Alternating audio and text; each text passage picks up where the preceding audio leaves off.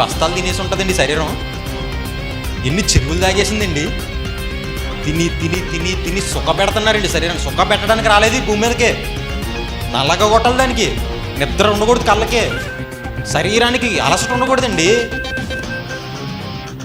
అలసట లేకుండా దాన్ని వాడాలండి, గట్టిగా రుద్దాలి రుద్దాలి రుద్దాలి. ఎలా రుద్దాడు యేసుప్రభువు గారు?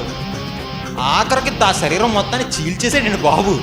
చీల్చేసి పొడిస్తే రక్తం రాలేదంట, నీళ్ళు వచ్చాయంట. రక్తం కూడా లేనంటే విధంగా వాడేటట్టు చూడండి. అది వాడకం అంటే, అది వాడకం. అలా వాడాలి శరీరాన్ని, అలా పరిపాలించాలండి. అలా పరిపాలించి జయించిన వాడికి ఏమిస్తానన్నాడు దేవుడు? సింహాసనం. నేను జయించి సింహాసనం మీద కూర్చుంటున్నట్టు జయించిన ప్రతి ఒక్కడికి నా సింహాసనం ఇస్తాను. రండిరా నా సింహాసనంలో కూర్చోండిరా. మీరు జయించిన వారు, మీరు విజయం పొందిన వారు, మీరు గెలిచారు.